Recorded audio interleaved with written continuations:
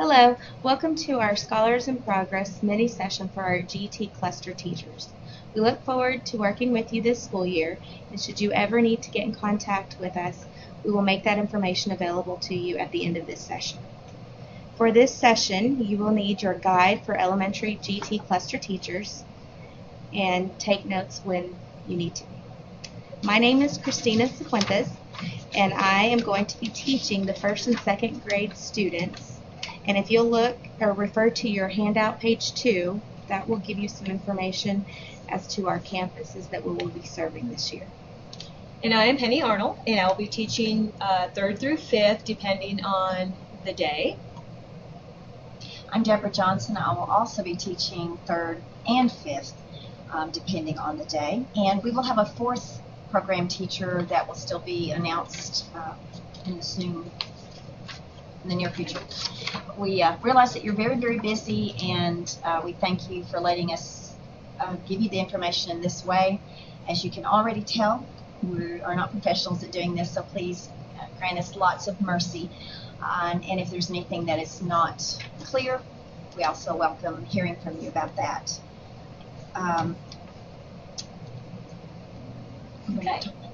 Yes, I'm sorry, I forgot to mention that on page 2 of your handout, we just wanted you to see that the different campuses and what days that you will be allowing your GT students to be served at Hayes. We just wanted to let you know that when you're calling your students to be bused that day, if you would please refer to them as the GT cluster teacher instead of just referring them to all GT students for when they're going to load on the bus to come to Hayes. So ask Mrs. Cifuentes' class to line up, please, or Ms. Johnson's class, Ms. Arnold's, in the same way that we wouldn't call the sight-impaired children to line up or learning-disabled children, please line up. We find that this really helps if we just identify them by the teacher's name. We would appreciate your help with that. All right, and bus numbers. We do not have those bus numbers yet. They will be coming in the very near future. Also, if you would turn to page 4, this is about the busing. I apologize. And like I said, bus numbers will be coming to you shortly. And as far as we know, the students will be arriving at 8:50. The bus will arrive to you at around 8:15. And we know that safety is of utmost importance to all of us when it comes to our students. So one thing that we have found is every day that your students come to us, every Scholars in Progress Day, we do call back to your campus, to the home campus, to verify any students who are absent. And so we would really like to have a procedure. We have a procedure in place, so we really would like for each campus to have a procedure in place where there would be an adult who, as the students are getting on the bus, those names can be checked off. Because of the safety issue, we have had students in the past who were missing.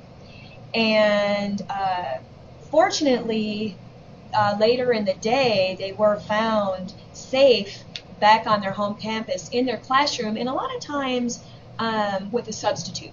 So if we all could have a procedure in place where those students are checked off, that will hopefully help the situation as far as students where we don't know where they are at. If you'll turn to page 5, there are quite a few dates, and we want to have ongoing communication throughout the year, so you will get many, many emails and contacts from us to try to help clarify things, and we welcome any questions that you have.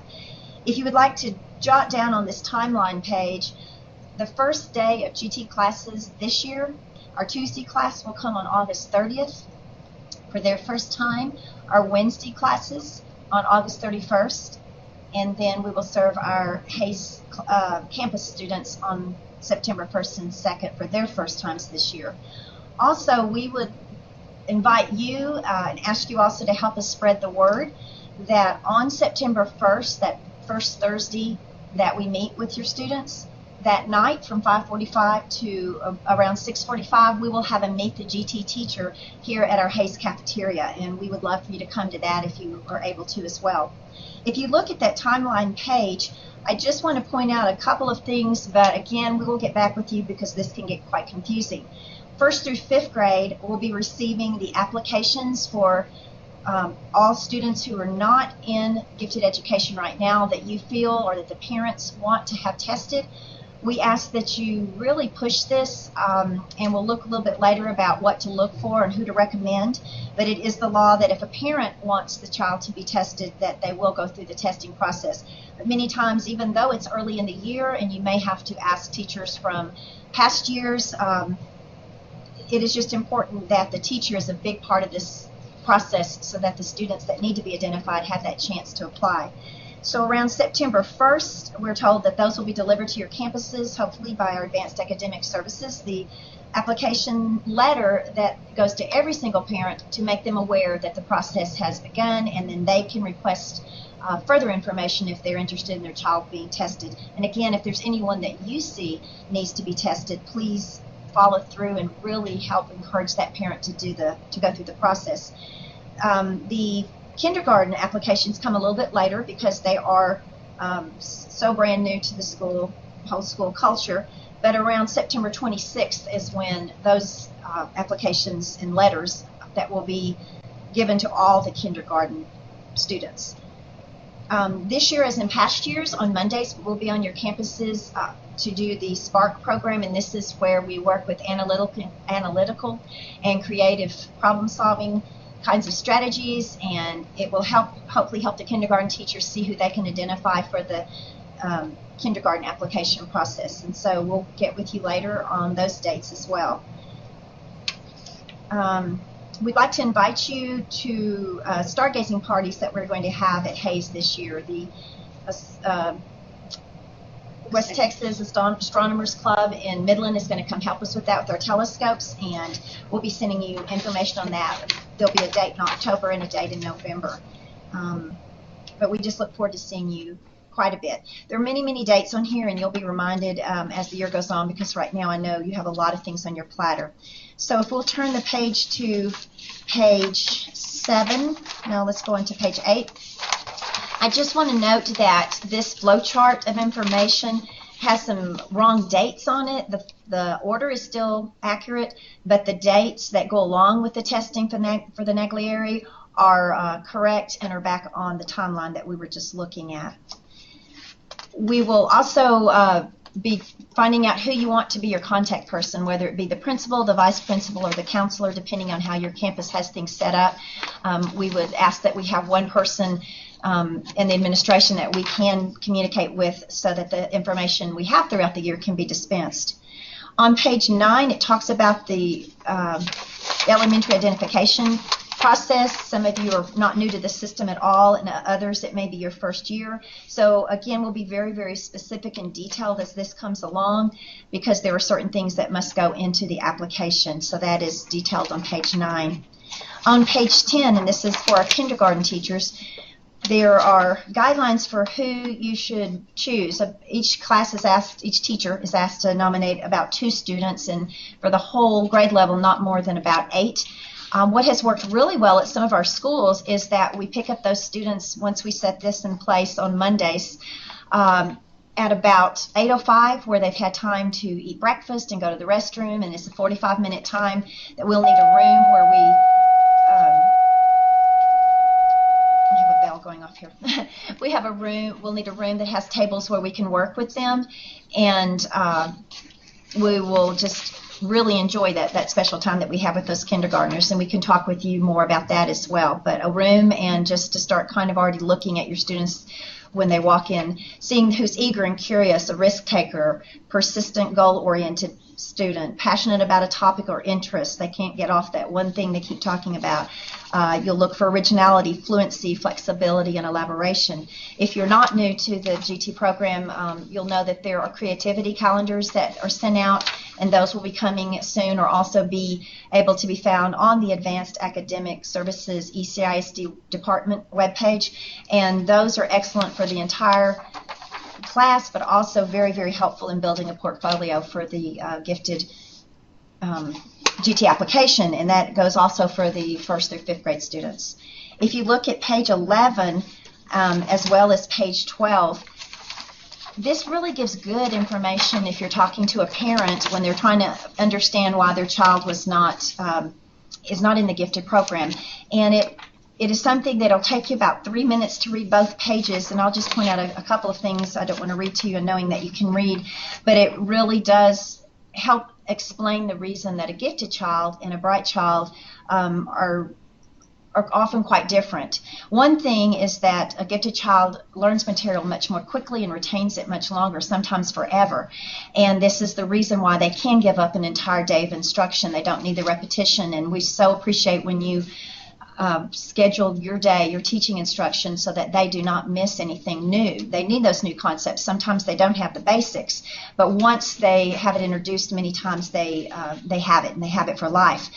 You'll notice that they're passionate about whatever they love, and sometimes if they don't, they have no interest at all. But there's ways that we can work together with them.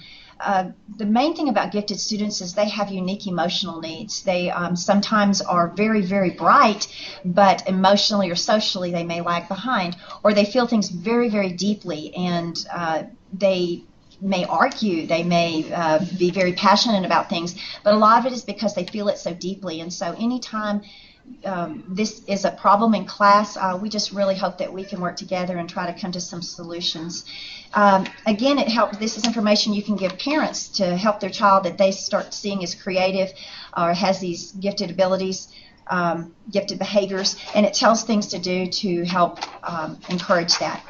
But on page 12, just to kind of point out that the bright child knows the answer, but the gifted child often has the great question, and that the bright child may be very interested, but the gifted child is highly curious. They have wild and silly ideas often. They play around, yet they may test well. They show strong feelings and opinions, maybe only need 1 to 2 repetitions for mastery. They love to create new things and construct new designs. They manipulate information well, and they're often keenly observant, and they thrive on complexity. And so when you have ideas, we have ideas. We just wanted to have an open relationship to be able to share the ideas of how we can best help them.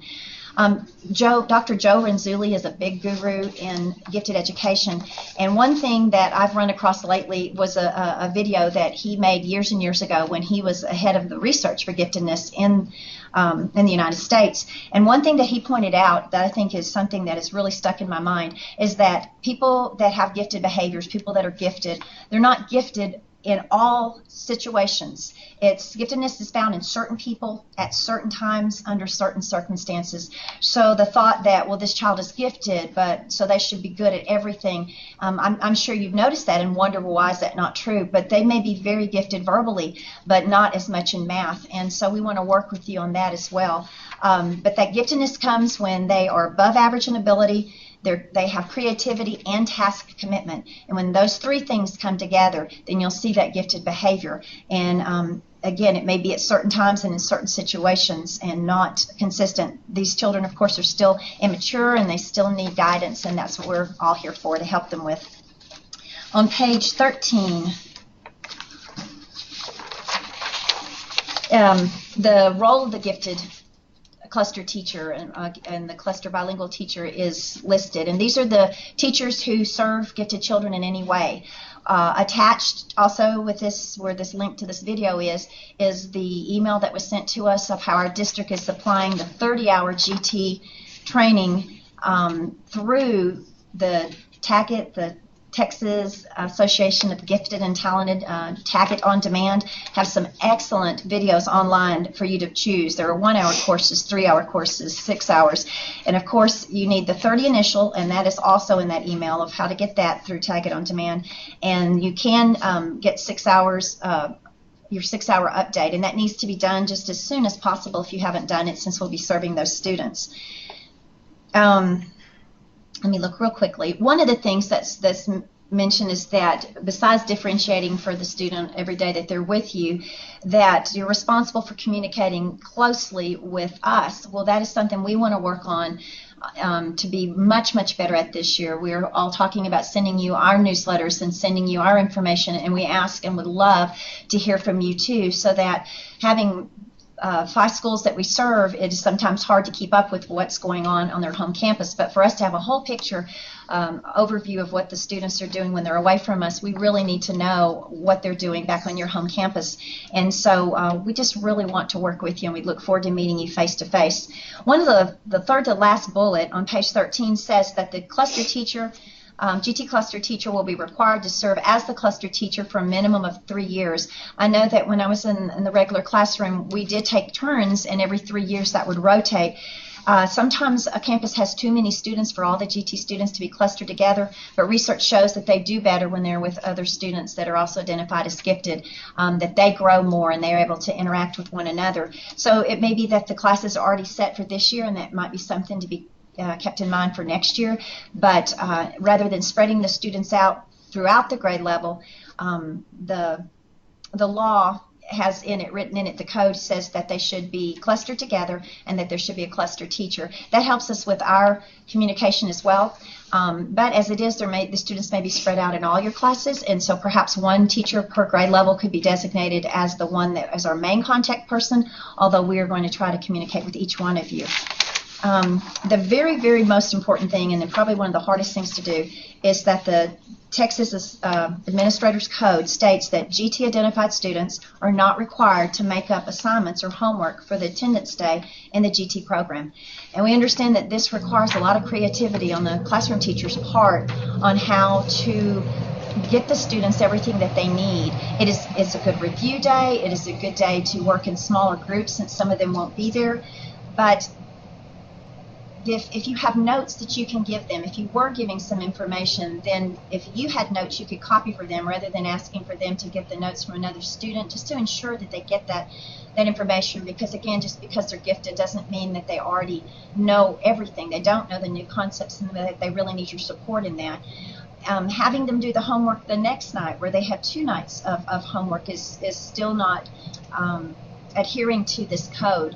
So it needs to be that what they're missing is not something that they need. We'll be giving them homework and project assignments as well, and so that is the reason for this law, because no student would want to do twice as much work. It makes them want to exit the program, and it's hard to blame them, because they really, really want to do well, and when they get their busy lives, when they get too much work, they decide they'll just exit from the gifted program, and they really need these the services that we're giving them. And so we'll be glad to work with you on how to do that, but they are not to have homework that day or make up things that they missed. They do, however, need to turn in the homework to you as soon as they get there on their SIP day. They are to bring their homework, eat their breakfast and all those things, clean up their work area before they get on the bus. And so I don't want them to think they don't have homework from the night before. And of course, the last thing talks about any of the people in administration who also are working in have authority for the service decisions, administrators and things, are to also have their 30 hours and 6 hours. The last, or second to last page, has excellent websites for all of us, really, but the 4th one talks about Birdseed. Anything put out by Birdseed, they have a newsletter, is excellent. All of these are sites that are outstanding, and many of them are places to get wonderful guidance and activities, not just for the gifted, but also for the rest of our students. And the very last page is the one that we're going to need back from you. There is a contract, just so that we know we're all in this together, and the students, SIP students, have a contract that they sign, and at the bottom of that page it asks for your signature, but we realized last year that would be like you may be signing for 12 students. So this is the only page that you'll sign. And if your student comes to you, your SIP student says, well, it has a place for you to sign, just assure them that we've talked, and that you don't need to sign that page, because this one sheet is the one that's needed. And if you'll just look at it very carefully and sign it, if you have any questions, please let us know. We will pick this up from your principal and